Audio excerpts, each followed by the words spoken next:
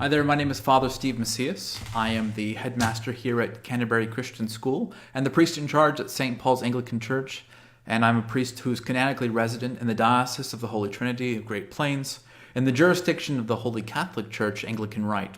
And for the last 2 hours, I've been on a conference line with our friends at Chalcedon doing our Chalcedon Book of the Month Club. And this month, our book was The Messianic Character of American Education. And obviously, as the headmaster here of a school, this is a very relevant book. But it's also relevant for Christians everywhere, because this outlines how the sociological reformers of the last 100 years in education, whether it's Horace Mann or John Dewey, have tried to undermine Christian beliefs, doctrines, values, the church, its membership, all throughout American society through public school.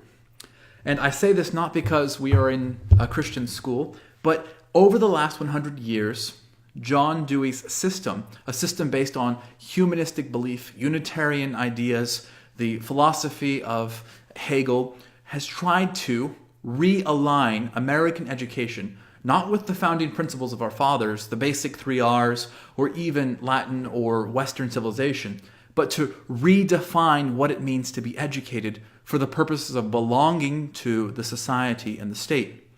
In our talk today, we talked about who the child belongs to. In education, a parent chooses to either homeschool or send their child to a school. Well, starting in the 1920s, it began this idea that the children and the future of our country really was a matter of public education. Therefore, children ought to be understood as property of the state. And if you understand children to be property of the state, then the outcome of their education should be for the benefit of the state. And so this book outlines those ideas, those founding principles.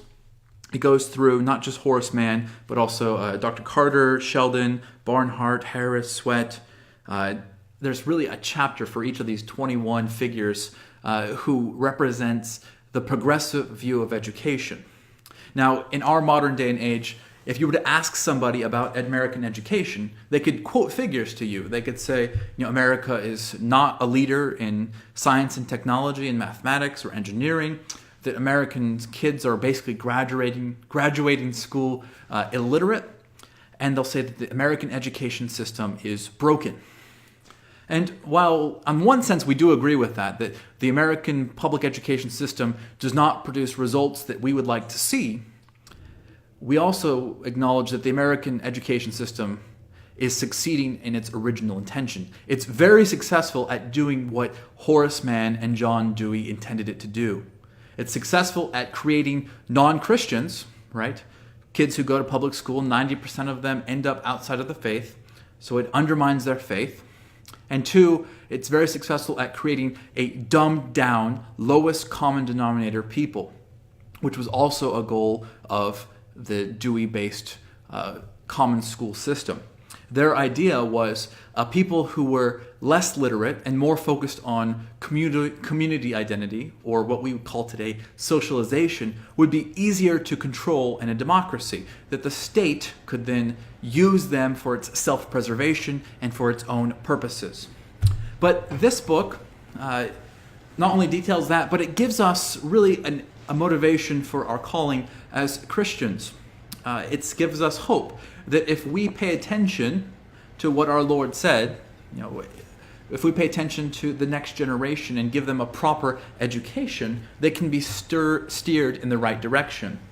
In the book of Proverbs, it says something about train up a child in the way, and when he's old, he will not depart from it. Well, unfortunately, in the last century, Dewey and Mann and these other progressive sociological thinkers were more faithful to that than most Christians. Over the last 50 years, we've seen the increase of unfaithfulness and giving our children over to the public school.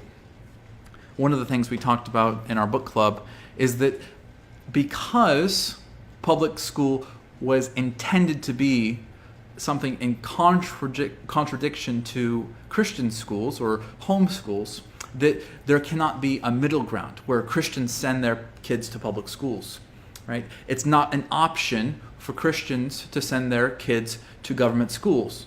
And the reason why is not because they might not end up a Christian, but because Christian schools, according to the writers who developed, the reason why it's not possible is because public schools, according to the words of people like Mann and Dewey and those who engineered and developed public schools, were intended to be anti-Christian. The goal of the public school is that the generation that comes out of the public school is not Christian. And so this book documents how the American education system is an alternate church to the Christian church.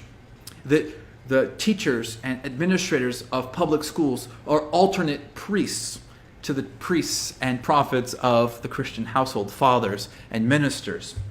And so what was really fascinating about our study is that we all came to the same realization that there's not just a dilemma of public schools failing, but a great opportunity for Christians today to really retake the mantle of education, to provide not just a better education, but a better future and vision for the next generation. Public education, government schools, really fostered and flourished under the idea that they were providing a glorious and prosperous future, right?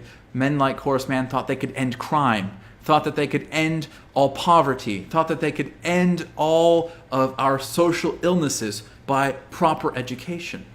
And here we are 100 years later, huge government apparatuses funding every progressive educational idea, and the quality of education is worse, the outcomes are worse, the crime is worse, the literacy is worse. What we have today in our junction at Christian education is to recognize the failure of public schools. And now here, Christians have the opportunities to pick up the pieces and to offer the next generation real hope for what they saw as utopian values, a Christian vision for a future that's prosperous, because Christian truth and values and morals can provide our generation with a real opportunity for success. So this book is widely available. You can go to the chalcedon.edu website, and they have PDFs there, or you can download it.